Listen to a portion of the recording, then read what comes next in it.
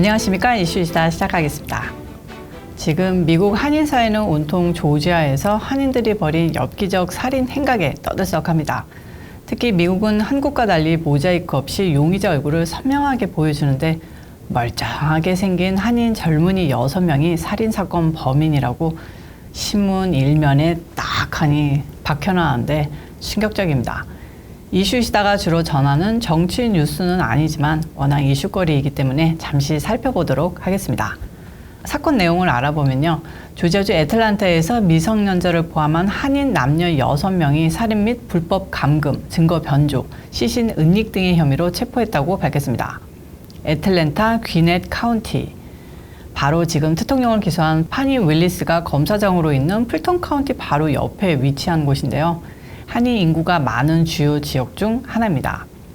기자회견을 열고 사건 전모를 발표한 경찰은 체포된 한인들을 26살 에릭현, 26살 이가원, 26살 이준호, 22살 이준현, 25살 이현지, 그리고 미성년자로 사진을 알리지 않은 15살 이준영이라고 밝혔습니다.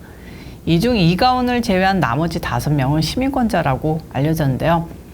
앞서 지난 12일 오후 둘루스의 한인타운 중심지에 있는 한 사우나 주차장에 은색 제규어 차량 트렁크에서 여성의 시신이 발견돼 경찰이 수사에 나섰습니다. 경찰에 따르면 시신이 실린 차량을 현장까지 운전한 사람은 용의자 중 에릭 현이라고 합니다. 당시 부상을 입은 채였던 현 씨는 차를 주차한 뒤 병원으로 향하면서 가족에게 전화를 걸어 차량에서 물건을 가져와 달라 부탁을 했다고 하는데요. 차를 확인하러 간 현 씨 가족은 트렁크에서 이상한 냄새가 나서 열어봤고 시신을 발견한 뒤 경찰에 신고를 했다고 합니다. 경찰은 곧바로 현 씨를 신문했고 로렌스빌에 위치한 한 주택을 급습해 한인 여성이 살해된 현장인 지하실을 찾아냈습니다. 이곳을 정밀 감식한 경찰은 용의자들이 주택 지하실에서 이 여성을 강제로 감금하고 굶기며 폭행하고 결국 사망에 이르게 했다고 결론짓고 관계된 용의자들을 모두 체포했는데요. 귀넷 경찰 공보관은 피해자는 발견 당시 몸무게가 70파운드에 불과했고 8월 3일부터 피해자를 굶긴 것으로 보고 있다. 범행 장소였던 지하실 바닥에서 피해자의 피를 발견했고 폭행 흔적으로 보이는 외상이 있었다고 설명했습니다. 용의자들은 스스로를 그리스도의 군사들이라고 불렀다고 밝힌 경찰은 숨진 여성 또한 종교단체 가입을 목적으로 지난 여름 한국에서 입국한 것으로 나타났다고 알렸습니다. 숨진 여성이 감금 구타하고 굶겨진 것으로 드러나 이번 사건이 사이비 종교에 대한 수사로 확대될 가능성 역시 크다고 합니다. 용의자 중 이준호, 이준현, 이모구는 형제이며 이현재는 이들 중 한 명의 여자친구라고 경찰은 전했습니다. 지역 매체에 따르면 범행 장소인 로렌스빌의 주택도 3형제의 아버지 명의로 확인됐다고 합니다. 경찰은 용의자 3형제의 부모는 이번 사건과는 관련이 없다고 발표했습니다. 보다 자세한 소식 또 뜨면 업데이트 해드리도록 하겠습니다. 정말 세상이 어수선한데 어수선하면 이단과 사이비가 바로 와죠. 여러분 믿음과 광신을 구분할 수 있는 지혜를 갖추시길 바라면서 다음 소식 전하겠습니다. 자, 드디어 때가 온 것 같습니다. 저희가 몇 번이나 전해드렸는데요. 민주당 성향 좌파 주류 언론들이 바이든에게 재선 도전을 포기하라고 본격적으로 압력을 넣기 시작했습니다. 이제 좌파 언론이 바이든을 손절하고 민주당이 어쩔 수 없다고 대세 따르자고 하면 바이든은 아웃입니다. 그럼 어떻게 됩니까? 두구두구두구두구 마이클이 진정 대선 도전할까요? 만약 그렇다면 정말 민주당 무섭습니다. 우선 포문을 연 것은 어디겠습니까? 워싱턴 포스트죠. 워퍼는 칼럼으로 바이든 재선 포기를 노골적으로 주문을 했는데요. 13일 베테랑 칼럼니스트인 데이비드 이그나티우스가 작성한 칼럼에서 그들이 성취한 많은 것에 대한 내 존경심을 감안할 때 말하기 고통스럽지만 바이든 대통령과 카멀라 해리스 부통령은 재선에 도전하지 말아야 한다고 생각한다고 썼습니다. 이그나티우스는 바이든이 정치적으로 양분된 미국에서 중요한 입법을 했고 미국에 직접 참전 없이 우크라이나를 돕는 섬세한 균형을 취했다면서 종합적으로 그는 성공적이고 효과적으로 대통령직을 수행했다고 애써 긍정적으로 평가했는데요. 그러나 다음 문장에 바이든과 해리스가 내년 대선에 함께 출마하면 바이든은 트럼프의 재선을 막은 그의 최대 업적을 무효화시킬 위험성이 있다고 노골적으로 깠습니다. 그는 이어 바이든은 취임식에서 우리의 날들이 다했을 때 후대는 우리에 대해 그들이 최선을 다했고 임무를 다했고 갈라진 땅을 치유했다고 말할 것이라고 했다고 소개를 한 뒤 아마도 지금이 그 임무를 다한 때일 것이라고 부연했는데요. 이게 칭찬은 칭찬이고 칭찬 아닌 돌려까기죠. 이어 민주당 다른 잠룡들이 내년 초 정식으로 시작될 당내 경선에 나올 결정을 할 시간 등을 감안할 때 바이든의 결단에까지 시간이 촉박하다고 분석한 뒤 나는 바이든이 재선 출마 여부에 대해 자신과 대화를 하고 이 나라와도 터놓고 대화해 보길 바란다고 썼고요.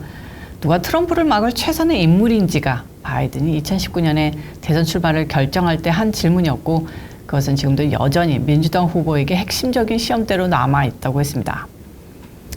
한마디로 네가 빨리 결정해야지 딴 후보한테 멍석 깔아줄 수 있어. 그냥 나갈래? 욕먹고 나갈래? 뭐 이걸 아주 그냥 점잖게 돌려 말한 거겠죠. 이런 주문은 워싱턴 포스트만 한 게 아닙니다. 뉴욕타임스도 바이든의 재선에 빨간불이 켜졌다면서 재선 포기를 은연중에 권유하고 있는데요. 맛이 난 바이든 할아버지가 못 알아들으니까 그냥 이제 노골적으로 나가자 하는 거 아닐까 합니다. 그리고 어제 무슨 뉴스가 있었죠? 바로 썩은 손가락 헌터가 기소됐다는 소식이 모든 언론에 도배됐었는데요. 좌파 우파 안 가리고 그냥 바이든 까대기 시작을 하면서 궁지로 몰고 있는 겁니다.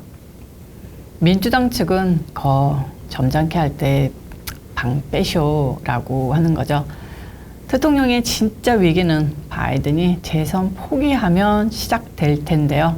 우리 바이든 대통령님 힘내시고 꼿꼿이 내년 대선에 꼭꼭 나오시길 빕니다. 자, 헌터 바이든 내용 조금 더 살펴보면 14일 델라웨어주 연방법원에 공소장을 제출한 데이비드 웨이스 특별검사는 헌터를 마약 중독 사실을 숨기고 불법으로 총기를 구매, 소유한 혐의로 기소했습니다. 검찰은 헌터가 마약 중독자의 총기 구매가 금지된 델라웨어주에서 2018년 10월 중독 여부에 대해 허위로 진술한 뒤 권총을 구매, 소지했다고 적었는데요. 모두들 아는 사실이지만 헌터는 지난 6월 총기 불법 소지 및 탈세 혐의와 관련해 검찰과 유죄 인정 합의를 하면서 바이든에게 부담이 될 공개 재판을 피해갈 것으로 예상했었으나 7월 판사가 합의 내용에 문제를 제기하면서 합의가 무산됐죠. 이후 메릭 갈란드 법무부 장관은 지난 5년간 헌터의 재정 및 사업 거래 관련 의혹을 수사해온 델라웨어주 연방검사장 데이비드 웨이스를 특별검사로 지명했습니다. 그리고 수사를 계속하도록 했습니다. 왜? 어떻게든 문제를 키워서 바이든을 재선 포기시켜야 하기 때문이겠죠. 이런 가운데 공화당 케빈 메카시 연방하원의장은 지난 12일 하원 관련 상임위원회 바이든에 대한 공식적인 탄핵조사 착수를 지시했죠. 메카시 의장은 지난 수개월간 하원의 공화당 의원들은 바이든 대통령 행동, 부패 문화에 대한 심각하고 믿을 만한 혐의를 밝혀냈다고 말했습니다. 공화당은 IRS 내부 고발자 등의 증언을 토대로 바이든 정부가 헌터의 탈세 문제 관련 기소를 막았다면서 바이든에 대한 탄핵 필요성을 거론해 왔는데요. 좌파 언론들은 공화당을 까는 척하면서 바이든 대통령 탄핵까지 당하네. 이거 큰일 났네. 이런 분이 재선에 나와도 괜찮을까? 좀 그렇지 않아? 짐짓 딴 척하면서 돌려 까기 하고 있습니다. 참 빤히 보이는 미국 정치신 이슈이스타를 통해서 나락으로 떨어지는 미국의 모습 앞으로도 실시간으로 함께 확인하시길 바라면서 오늘 순서 마치겠습니다.